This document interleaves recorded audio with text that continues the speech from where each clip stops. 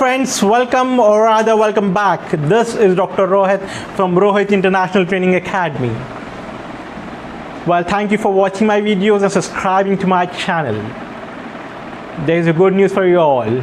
I'll be sharing and giving access to 2 of my videos, each from law, each from management, each from research, clinical research, then from dental subjects, and 2 from personal management. So you'll get an access to 10 videos overall.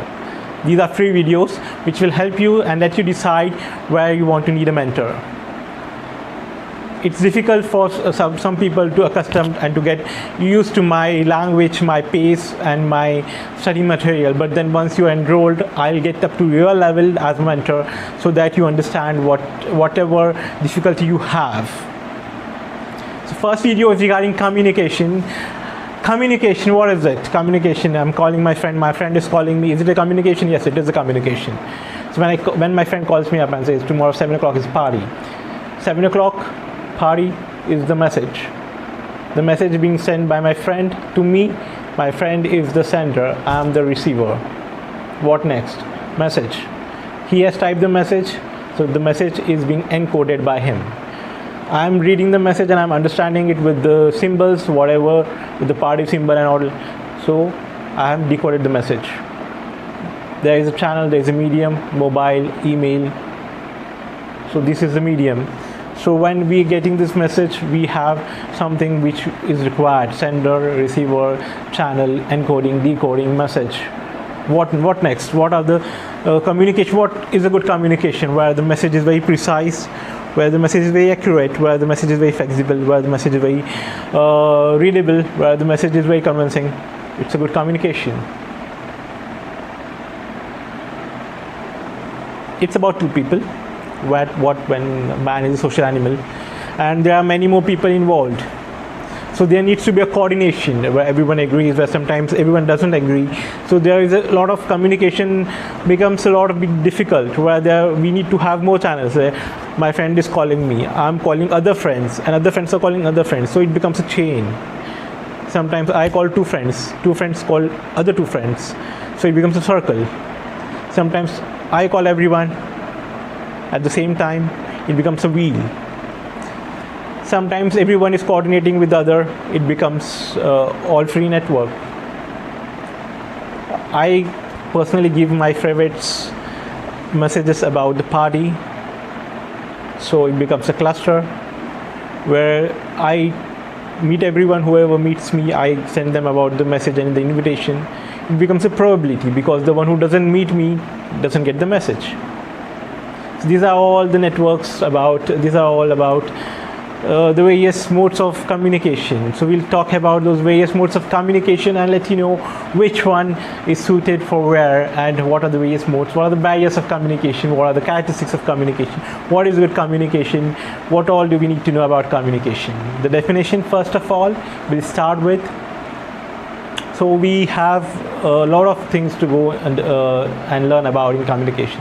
So let's start with the basic things, where I'll try to make it simpler. Let's go to the understanding part of it. Definitions and all we'll take care later. So let's talk about today's topic about communication.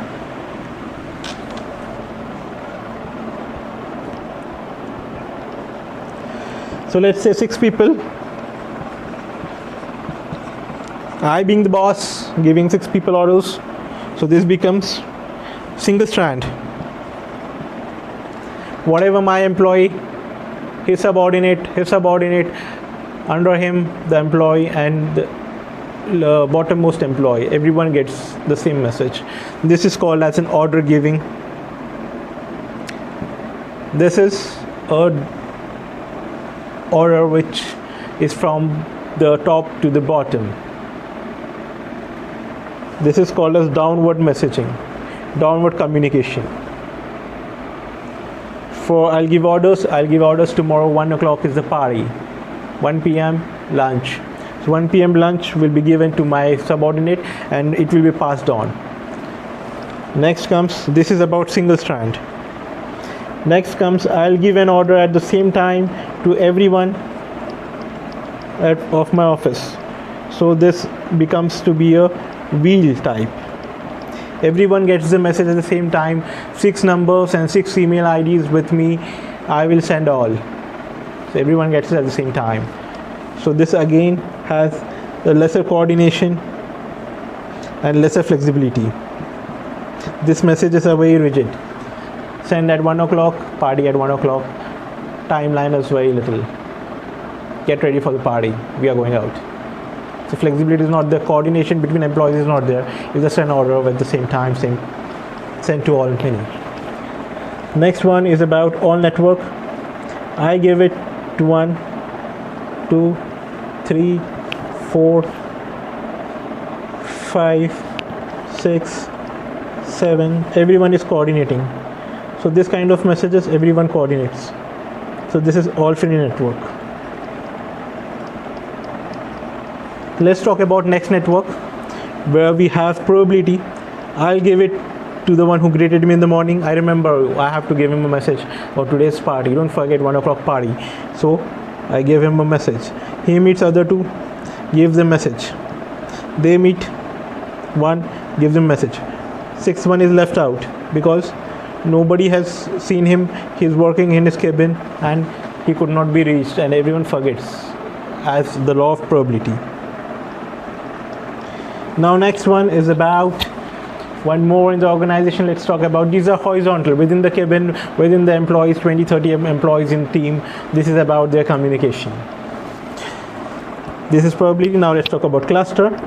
I message my favorite 2 people, they message 1 people, 1 is left out. This is based on trust. This is called as communication, which is, we call it cluster communication. Then now let's talk about circle communication. I message 1 of my subordinate to the 3rd, 2nd to 3rd, 3rd to 4th, 4th to 5th, and 5th to 6th, and back to me. So in this there is lack of accuracy. This is circular. This is slow. This is circular kind of communication. This also takes place in, you can say, in an organization. Yes, of course it takes place. So let's talk about the characteristics. What are the characteristics? How are we going to take care of them? So if you say about single strand, then wheel, then we talk about, let's say, all network, and let's say circle. This one is circle. So what are the characteristics? So when we talk about, let's talk with the single strand first. Then the chain has the fast.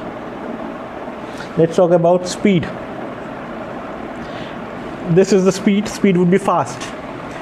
Just the message as it is, fast gone. About the wheel will have it fast. About the circle will be the slowest. And all network will still be slow. So the fast will be single and the wheel. These 2 messages, communication modes are fast. Let's talk about speed. Now let's talk about more about the accuracy. Which one would you think would be the more accurate? The single strand? Yes, of course. Why not? The wheel? Yes. About all network and circle, a little bit, because I message someone, they message the other 2 people, and they are coordinating and they are deciding. So by the time it reaches the circle, the message is almost tampered. So this is about, let's say, about accuracy. Circle has the least, where chain is high because it is being given orders. Then the wheel is about, the accuracy is the highest, and all network will be also high because they are confirming with everyone. Let's now talk about a further few more points. We need to know stability. What is the stability of the communication? Where the single strand would be about, single chain would be, the stability would be very high because there is someone who is sending the message. About the circle, the stability would be very low. About the wheel, the stability would be high. And about further all channel, the stability would be low because everyone is confirming, so the stability is going to be low. Next few points, let's talk about further morale. Which one do you think would have an increased morale? Whether giving orders would be a good morale, or whether everyone is coordinating would be a good morale? So let's talk about single chain. The morale would be, they are saying the single chain morale would be low. Further, circle, the morale would be high because everyone is coordinating, everyone is getting involved. Wheel, the morale would be high. And all network, the morale would be still high. Then let's talk about flexibility. Last thing we are left with is flexibility. So let's talk about flexibility. When a single strand, there is no flexibility. The flexibility would be very low. For a wheel, there would be flexibility would be low, and it would be highest in all network, and circle would be a high. All network would be highest because everyone is coordinating with everyone, so they are flexible. Let's not make it 1 o'clock, let's ask the boss to make it 1:15 or 1:30. So everyone is coordinating, everyone is participating. So this was all regarding communication, the various strands, the various types of communication, the various factors which are affecting the communication: accuracy, flexibility, morale. Further, we have seen about speed and stability. So now let's talk about, this was about the organization in a horizontal level, not following the hierarchy, but then in an organization with 20-30 people around, this can be the various modes of communication. So let's now move on with the basic kinds of communication where we spoke. Let's talk about their definitions. Let's talk more about communication. Why is it important? Why not? What are the barriers of communication, and what all can happen when the communication goes wrong? So further, Prifner said communication is the heart of an organization, is the lifeblood of an organization. Definition is about transfer of information from a sender to receiver, with the information being understood by the receiver. Communication in an organization includes, what is the communication in an organization? Me talking to boss, boss talking to me talking to co-worker talking to me. So what can it be? It can be superior to subordinate. In the morning, giving orders. Subordinate to superior. Work done, work appraisal, target reached. Cross communication within the employees, and extra administrative communications, going to the bank or doing some work which is related outside the organization but which is related to the organization. Next, we talk about Herbert Simon. Herbert Simon says communication is any process whereby decisional premises are transmitted from one member of an organization to another. So he says where decisional premises are transmitted from one member of an organization to another. Let's talk about the importance of communication in an organization. Why is communication so much important in an organization? We're talking about group activity is impossible without communication. Bernard said it's the foundation of all group activity. So in our organization, we just do not have a boss and a subordinate. We have hundreds, thousands, sometimes lakhs, sometimes millions of people working in an organization. So group activity becomes important for it. And communication is very important for such group activity, as man is a social animal. If someone sits beside me working all together for 3 months and doesn't even talk to me, so that doesn't count for a very good work motivation or very good group activity. If the person greets me every day, or if I talk to him whenever I require, and there's a good communication, then that will definitely make a good communication and will develop morale and motivation towards the working, makes a good work culture altogether. Let's talk about functions of communication. Organization is to establish and disseminate organization goal, and then smooth running of an organization. Without communication, nobody's talking, nobody's knowing what to do, what not to do. So this will not count for very good communication, where planning and coordination can be done. Today morning I tell my employees that this is the work that needs to be done by 5 o'clock in the evening, and everyone works and reaches the goal. So everyone is designated their work every morning, every time. So this is a very good communication. If nobody knows where to work and they're sitting at their places without doing any work, there is a lack of communication. Then the communication needs to be improved. Supervision, motivation, and good human relations are the factors which are important. Peter Drucker says good communication is the foundation for sound administration. For the communication process, how is the communication process? Where is the sender? There is a thought, there is an encoding, there is a transmission channel, there is a receiver, and there is a reception. There is a decoding of the message, that is understanding of the message. Yes, I agree with you, I'll be there at the party at 7 o'clock, 7 p.m. sharp. So this would be, and there would be a reply for the message, would be the feedback by the receiver, and it's to the sender. And at every aspect of this, wherever I'm sending this message, where I'm talking with over the phone, if there is a disturbance, there is a disturbance of the sound of the fan, or there is a rain outside, or there is some transport which is going and they are making some noise, or people running around making some noise, so this will always be an hindrance in our good communication. This will be defined as noise at every stage of the communication. So let's talk about type of communications. We have verbal, we have oral, written, where we have oral, then we have formal and informal. Then grapevine, as I discussed, all those charts and all those things, they are called grapevine. The sends boundaries of formal channels, exits outside official network, but continually interacts with formal communication. So they are needed with the formal communication. The formal communication would be about work, but then sometimes the informal communication is needed. Why is it needed? To develop better HR, to develop better relationships with the company and the HR, fill gaps in formal communication, and then they are fast and they satisfy social needs of employees. Employees need to talk. They cannot talk about work all the time. So what's in the lunch, what's in the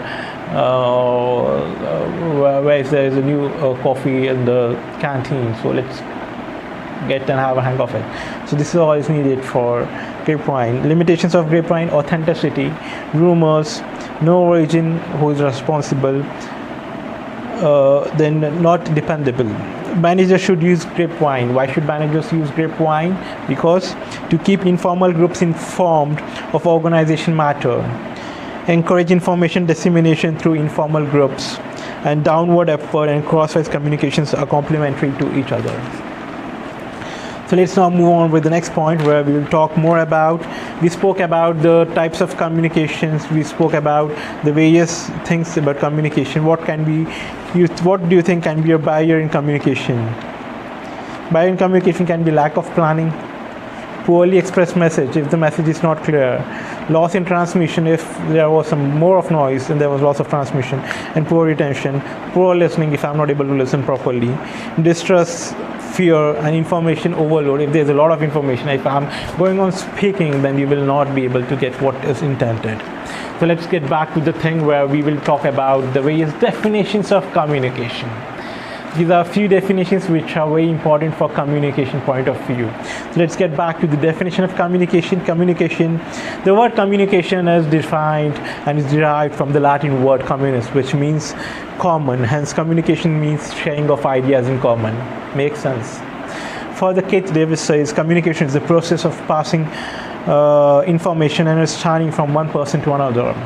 So Keith Davis says communication is the process of passing information and understanding from one person to another. Further, Newton and Summer says communication is an exchange of facts, ideas, opinions, or emotions by two or more persons.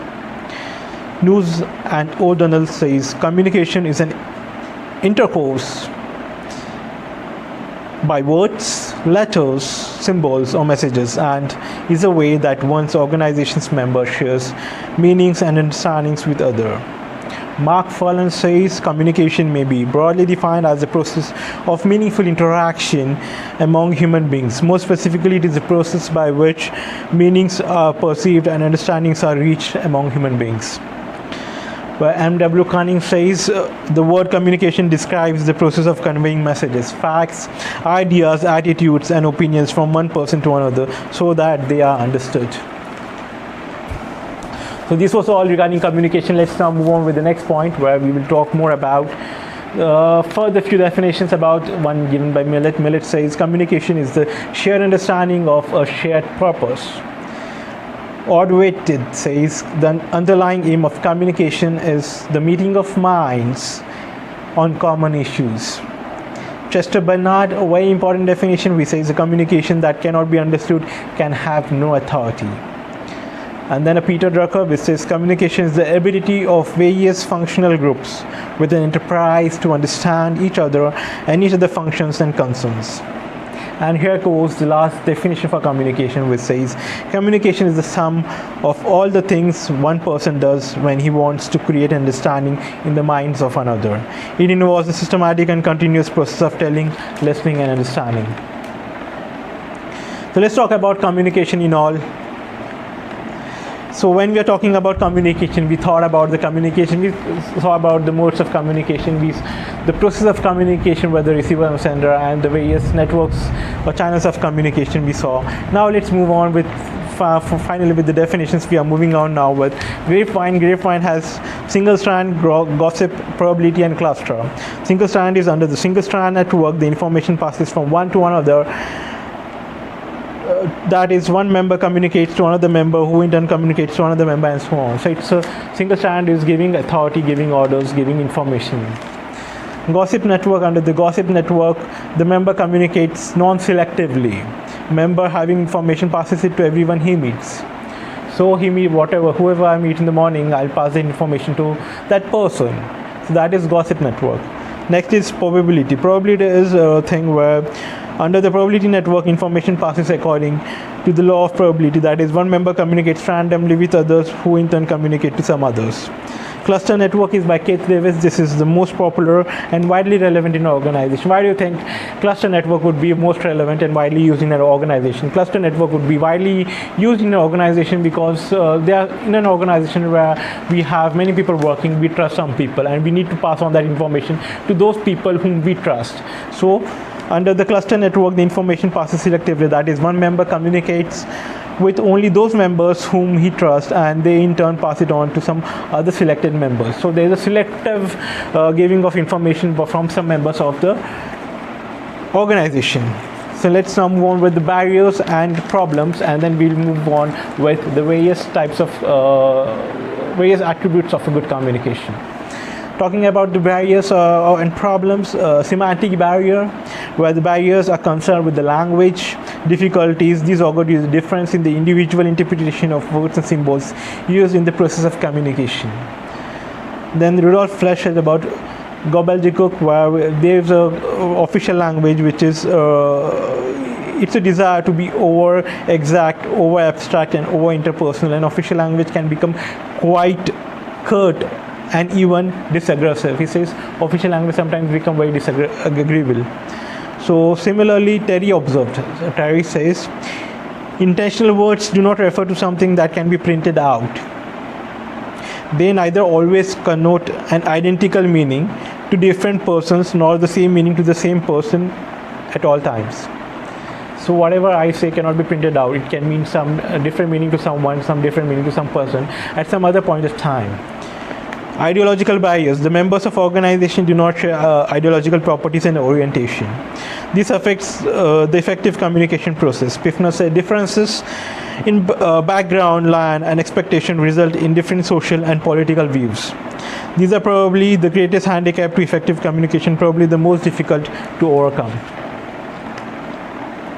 Now let's move on with further few aspects, which are the barriers in communication, the dogmatism, the halo effect, the stereotyping, and further filtering. Filtering, it means to render purposeful and deliberate manipulation of information to be passed on to the receiver. It may be due to various factors. However, the extent of filtering is determined mainly by the number of levels of the organization structure. Thus, more the vertical levels in the hierarchy, the more the scope of filtering, and vice versa. Suppose there is a party at 7 o'clock and dinner at 9 o'clock. I tell my team members that come for the dinner at 9 o'clock because we have a lot of work. So this is a hierarchy which we are respecting our manager. We will be working till 7 o'clock. We will be directly going for the dinner. So there is a filtering of this message where others do not know that 7 o'clock is the party. And even if they know we have filtered it, we are saying 9 o'clock dinner, we are supposed to be there. So next is dogmatism. Dogmatism is something which we have to say about. This means that the attitudes, opinions, and beliefs possessed by a person prevents him accepting accurate and additional information as it conflicts with the current situation. This obviously affects the effective communication. So suppose if I say 7 o'clock is the party, but there is no transport in the city, all the transports are on strike, so this will be conflict to the real situation where the employer is a bit worried about how the things are going to work. Halo effect. Halo effect is something where we see things about good or bad, right or wrong. So in this, Hicks and Gullett it's result of two valued thinking. In this situation, we see things only as dichotomous, good or bad, right or wrong, etc. The danger here is that most situations are not dichotomous, and therefore such thinking may oversimplify most real situations. So if I'm throwing a party at 7 o'clock Friday evening and my team is worried that they haven't reached the work target, but then the party is thrown by the company, so this a real situation is given by the company, throw a party at 7 o'clock, but the employees are worried target is not reached and it's the weekly target. So either the party is good or bad is according to their situation and according to their halo effect. But the company is throwing a party as the company has done a very good job in the past year. So not everything is good or bad or right or wrong. Next is stereotyping. This means that the content of communication is determined by the expectation due to equate distinctions of objects or events. This interferes with effective communication. So this stereotyping is just general image of something where we are having a general image that no, we shouldn't go there, or we shouldn't have we are not supposed to do this, or we will not do this. This is again, so this is about the general image, stereotyping image. Of a particular thing, we have a particular image. So other barriers is communication process. Lack of will to communicate due to attitudes of superiors. So if you are not able to reach to the superiors, we are not able to reach to his cabin, we don't have his mobile number, we don't have his email ID. So lack of communication. Absence of definite and organized means of communication, and further the size of organization and distance between members and cultural barriers, and then the feedback barriers. So if we are not able to communicate, if no one is listening to us, the feedback even doesn't matter. So let's now move on with the further few points where we'll be now concluding our communication video. Let's talk about principles of effective communication and elements or principles of effective communication. So first is J.D. Millett, which has identified 7 elements of effective communication, which says clarity. Clarity, clearly and precisely stated. If something is clearly and precisely stated, further we'll call it clarified or clear communication. Consistency, consistent in expectations of receiver, consistent with the expectations of the receiver. If we are communicating directly over the phone, then the receiver expects us to call over the phone. Adequacy, information should be sufficient, neither overburdening nor too little. So information should be precise, adequate, where to reach, what to reach, where, at what time. Timelines, timely communication, either too late nor too early. Friday is a party, we cannot give the message the next day Saturday. We should give it on Friday or day before. Friday morning precisely. Uniformity, uniform communication, not discriminatory. Uniformity should be given to everyone. Communication in an organization should be uniform. Flexibility, not be rigid either in the form or character. It should not be very it should be flexible. It should not be very rigid. 1 o'clock dinner, everyone should be saying 1 o'clock lunch, everyone should be saying yes. 7 o'clock party, everyone should be saying yes, and 9 p.m. dinner, everyone should be saying yes. So it should be flexible for according to everyone's time. If 20 people are not ready out of 22, then there is no point going out for lunch or dinner. Acceptability, communication should stimulate acceptance and positive response to the receiver.